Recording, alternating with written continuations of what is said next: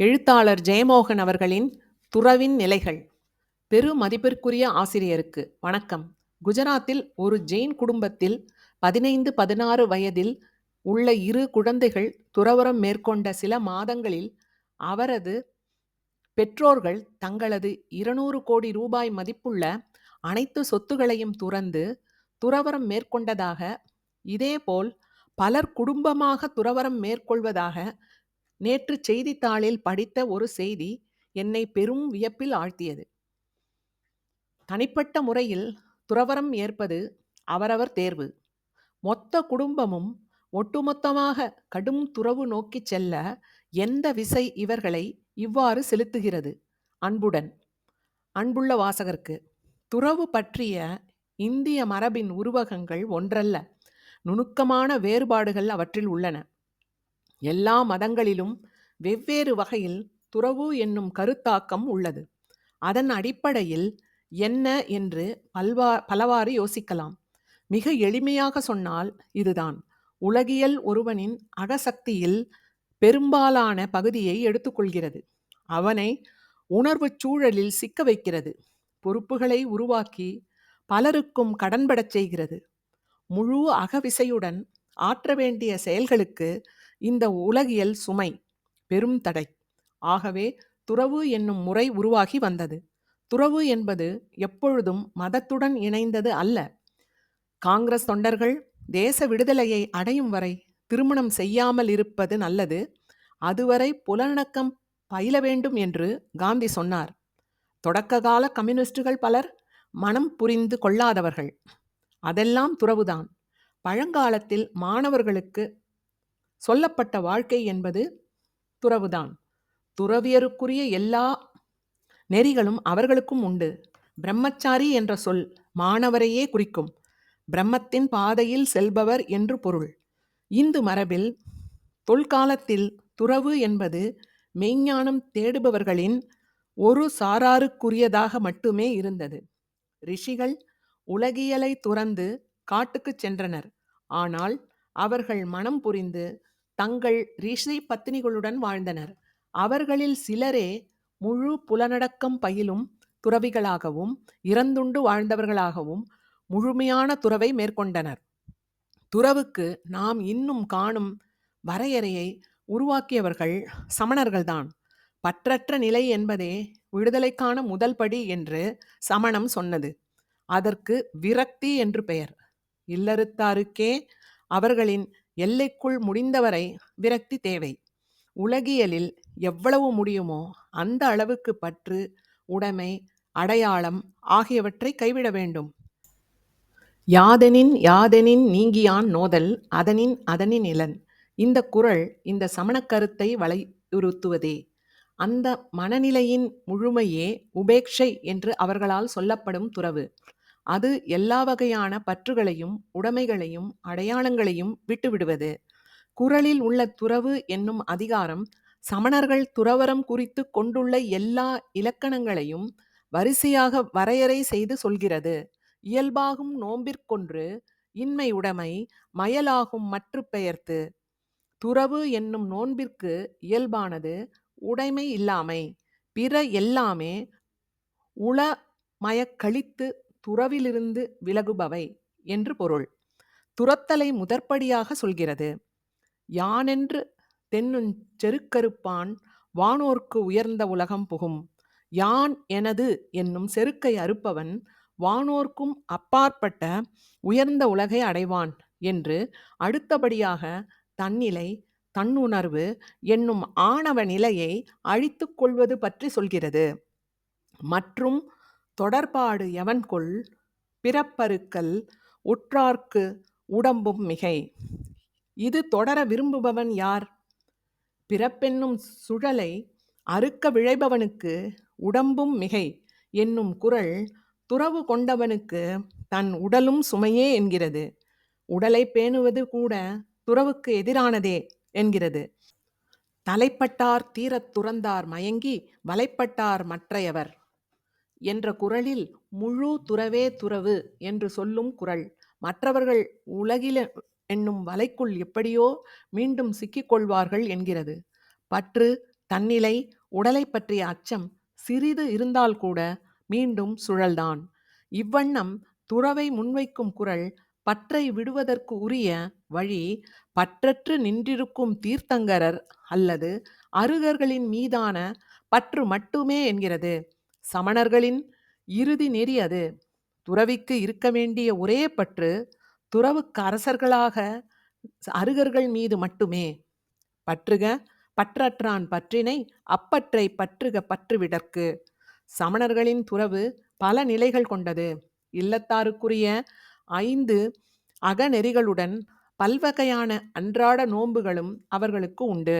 உயிர்கொலையுடன் எவ்வகையிலும் தொடர்பு கொள்ளாமல் இருத்தல், உயிர்கொலை என கருதத்தக்க பலவகை உணவுகளை ஒதுக்குதல் என்பவை துறவுக்கு நிகரானவைதான். துறவின் உச்சம் என்பது சமணர்களின் திகம்பரர்கள், திசை அணிந்தோர் என தமிழில் சொல்லலாம். திக் பிளஸ் அம்பரர். குறர் சொல்லும் முழு துறவியின் இலக்கணம் அவர்களுக்கே பொருந்தும். அருகர் அன்றி பற்றே அவர்களுக்கு இருக்கலாகாது. உடலும் சுமையே. ஆகவே ஆடை அணிவதில்லை. வெறுந்தரையில் வான் கீழ் படுத்து உறங்குவார்கள். வெறுங்கையில் உணவை வாங்கி உண்பார்கள். ஒரு நாளில் ஒருவேளைதான் இறந்து உண்பார்கள். சமணர்களிடமிருந்து துறவு என்னும் கருத்து பௌத்தத்திற்கும் வந்தது. பிக்ஷு என்னும் உருவகம் பௌத்தத்தில் முக்கியமானது. பிக்ஷை எடுப்பவன். அதிலிருந்து உருவானதே பிச்சை என்னும் சொல். பிக்ஷுவுக்கான கடுமையான நெறிகள் பலவற்றை பௌத்தம் வகுத்தது. ஒரு ஊரில் 3 நாட்களுக்கு மேல் தங்கலாகாது. இரவில் ஊருக்குள் தங்காமல் சுடுகாடு முதலிய இல்லத்தோர் வர அஞ்சும் இடங்களில் தங்க வேண்டும். இறந்து மட்டுமே உண்ண வேண்டும். உடைமை என அவர்கள் கொண்டு செல்ல வேண்டியது அணிந்திருக்கும் ஆடை, உணவை பெற ஒரு திருவோடு ஆகியவை மட்டுமே. சமணம் பௌத்தம் ஆகியவை துறவியருக்குரிய அமைப்புகளை உருவாக்கின. சமண பள்ளிகள் சமண துறவியர் தங்கும் இடங்கள், பள்ளி கொள்ளும் இடங்கள். ஆகவே அவர்களுக்காக உருவாக்கப்பட்ட கற்படுக்கைகள் இன்றும் ஏராளமாக கிடைக்கின்றன. பௌத்தம் பிட்சுக்களின் சங்கம் என்னும் அமைப்பை உருவாக்கியது. புத்தம், தம்மம், சங்கம் ஆகிய 3ம் பௌத்தத்தின் அடிப்படைகள். பௌத்தத்தை ஒரு அமைப்பாக நீடிக்கச் செய்தவை சங்கங்களையே. அவை பிட்சுக்களுக்கான பயிற்சி இடங்களாகவும் அவர்களை ஒருங்கிணைக்கும் இடங்களாகவும் செயல்பட்டன. அத்துடன் சேவை வழியாக மதத்தை பரப்புவது என்பது பௌத்தம், சமணம் ஆகியவை தலை கொண்ட வழிகள். அன்னம், அபயம், கல்வி, மருத்துவம், மெய்ஞானம் என்னும் 5 கொடைகள் வழியாக சமணமும் பௌத்தமும் பரவின. துறவு, துறவியர் மடம், சேவை வழியாக மதம் பரப்பும் மிஷினரி இயல்பு ஆகியவை 3மே சமண பௌத்த மதங்களில் இருந்தே கிறிஸ்துவ மதத்திற்கு சென்றன. கிறிஸ்துவ மரபில் முழு துறவு அல்லது கடும் நோன்புவாதிகள் ஞானவாதிகள் எனப்பட்டனர். தொடக்கத்தில் கத்தோலிக்க அமைப்பால் விலக்கப்பட்டு ஒடுக்கப்பட்ட அவர்கள் பின்னர் புனித பிரான்சிஸ் காலத்தில் கத்தோலிக்க மரபுக்குள் வந்தனர். கத்தோலிக்க பாதிரியார்கள் துறவியர்கள்தான். பெண் துறவிகள் கன்னியாஸ்திரிகள் எனப்படுகின்றனர். இஸ்லாமில் கூட கடும் நோன்பாளர்கள் நபிகளின் காலத்திலேயே இருந்துள்ளனர். அவர்களை நபிகளின் குகை தோழர்கள் என்று இஸ்லாம் சொல்கிறது. நபிகளுடன் இணைந்து தவம் செய்தவர்கள். பின்னர் இஸ்லாமிய மரபுக்குள் இறை நேசர்கள் எனப்படும் துறவியர் உருவாயினர். இறை நாட்டம் கொண்டு பிற அனைத்தையும் துறந்தனர். அவர்கள் சூஃபி மரபிலும் பொது இஸ்லாமிய மரபிலும் அவர்கள் உண்டு. அவர்கள் மறைவுக்கு பின் அவர்களின் அடக்க இடமே தர்கா என வழிபடப்படுகிறது. பழைய இந்து மரபில் 2 வகையான துறவுகள் இருந்தன. கல்வி பிரம்மச்சரியம், இல்லறம் கிரகஸ்தம், வானப்பிரஸ்தம் காணுறுதல், துறவு சந்நியாசம். இவற்றில் வானப்பிரஸ்தம் துறவியின் முதல் படி, அரை துறவு. அடுத்தபடியான சந்நியாசம் என்பது முழு துறவு, நன்மைக்கான தன்னை தூய்மை செய்து கொள்வது. பிரம்மச்சரியம் என்பது துறவு போன்றதே, உலகியலை துறந்து கல்விக்கென அர்ப்பணித்துக் கொள்ளல். பௌத்த சமண மதங்களுக்கு பின்னரே துறவு என்பது இந்திய சமூகத்தில் ஆழமாக வேரூன்றியது. இந்து மதத்திலும் துறவு முக்கியமான ஓர் இடத்தை எடுத்துக்கொண்டது. மதத்தின் பொருட்டு துறவு கொள்ளுதல், மெய்நாட்டத்தின் பொருட்டு துறவு கொள்ளுதல் ஏற்புடையதாகியது. பட்டினத்தார் சோறிடும் நாடு, துணி தரும் குப்பை என தன் வாழ்க்கை முறை பற்றி சொல்கிறார். அது சமண திகம்பரர்களின் வாழ்க்கைத்தான். அவ்வண்ணம் முற்றிலும் பற்றற்று வாழ்பவர்கள் இந்து மரபில் பரமஹம்சர்கள், சித்தர்கள் என்று சொல்லப்பட்டனர். அன்றிலிருந்து வேறுபட்டு பல வகையான துறவுகள் இந்து மரபில் உள்ளன. 7ஆம் நூற்றாண்டு முதல் இந்து மரபுக்குள் பக்தி இயக்கம் உருவாகி வலுப்பெற்ற பொழுது இறைவனுக்கு தன்னை அளித்து ஊர் ஊராக சென்று இறை வழிபடும் துதியும் செய்து வாழும் நாடோடி துறவியர் உருவாகினர். அவர்களுக்கு இந்தியா முழுக்க ஒவ்வொரு பகுதியிலும் ஒரு பெயர் சொல்லப்படுகிறது. பொதுவான பெயர் பாகவதர். பின்னர் மடங்கள் போன்ற அமைப்புகள் உருவாயின. அவற்றை துறவியர் நடத்துவது முறை செய்யப்பட்டது. அவை சமணப்பள்ளிகள், பௌத்த சங்கங்கள் அதே பாணியில் அமைந்தன. இந்தியாவில் சைவ வைணவ மதங்களுக்குரிய பல வகையான துறவி அமைப்புகள் உருவாயின. அவை வரலாற்றில் இடர்மிக்க காலகட்டங்களில் உறுதியான அமைப்புகளாக மதத்தை காத்து நின்றன. கல்வி நிலையங்களாக தத்துவத்தை கற்பித்தன. அவற்றில் உள்ள துறவியருக்குரிய நெறிகள் வெவ்வேறானவை. நாடோடிகளான துறவிகளுக்கான நெறிகள் அவர்களுக்கு இல்லை. அவர்கள் உடைமைகளை வைத்து கொள்ளவும் செல்வத்தை கையாள்வதும் ஏற்கப்பட்டுள்ளன. அவர்களின் நிறுவன தலைவர்கள் துறவரசர்கள், யதிராஜர்கள் என்றே அழைக்கப்பட்டனர். அரசருக்குரிய அரியணை, பல்லக்கு, கொடி, பரிவாரம் போன்றவை அவர்களுக்கும் உள்ளன. வைணவ மடங்களில் இளமை துறவு இல்லை. இல்லறம் முடிந்து கானேகும் காலகட்டத்தில் துறவு மேற்கொள்ள வேண்டும் என்று சொல்லப்படுகிறது. சைவ மரபு துறவு என்பது இளமையிலேயே மேற்கொள்ள வேண்டியது என்கிறது.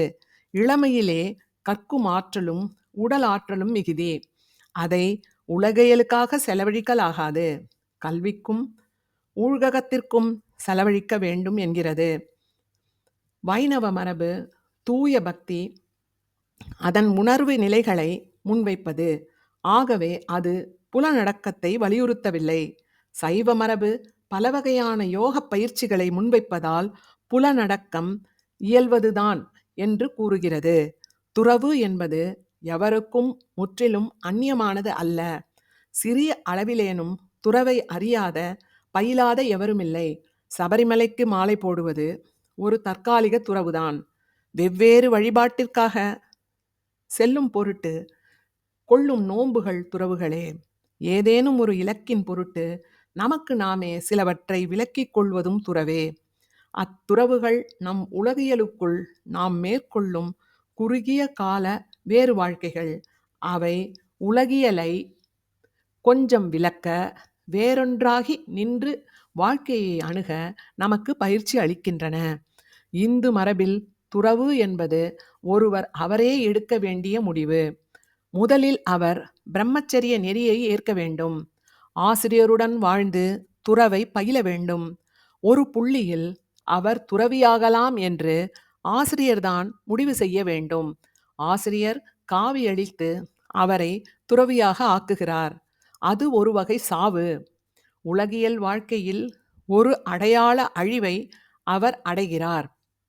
பெயர், குலம், குடும்பம் என எல்லாவற்றையும் துறந்து புதிய பெயருடன் அவர் இன்னொரு வாழ்க்கையை ஏற்றுக்கொள்ள வேண்டும். இத்துறவிகள் திருமணம், சாவு போன்ற உலகியல் நிகழ்வுகளில் கலந்து கொள்ளலாகாது. குடும்பத்தினருடன் தொடர்பை பேணலாகாது. அவர் தன் முந்தைய வாழ்க்கைக்கு முற்றிலும் அந்நியரே. சமணர்கள் துறவு வேறுபட்டது.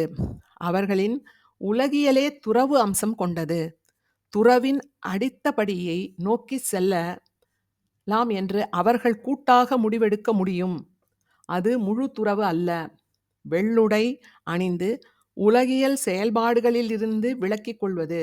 முதலில் செல்வத்தை, பின்னர் உறவுகளை துறக்கின்றார்கள். துறவியருக்கான அமைப்புகளை சார்ந்து வாழ்கிறார்கள். அவர்களில் சிலர் முழு துறவை நோக்கி செல்லக்கூடும். அது அவர்களின் வளர்ச்சிப்படி நிலை சார்ந்தது. சமணர்களின் நெறி அது. அதை இந்துவாக நின்று புரிந்து கொள்ள முடியாது. ஒருவர் முற்றிலும் துறந்து தெருவில் பிச்சை எடுத்து வாழ்வதை கிறிஸ்துவர்களால் புரிந்து கொள்ள முடிவதில்லை. இளம்பெண்கள் துறவிகளாகி கன்னியஸ்திரிகளாவதை இந்துக்களால் புரிந்து கொள்ள முடிவதில்லை. எளிய நோக்கில் ஒருவரை ஒருவர் விமர்சனம் செய்வது வழக்கம். அந்த மதம் அளிக்கும் வழி அது. அதை நம்புபவர்கள் அதை ஏற்கிறார்கள் என்று சொல்வதே சரியானது. கட்டுரை நிறைவு.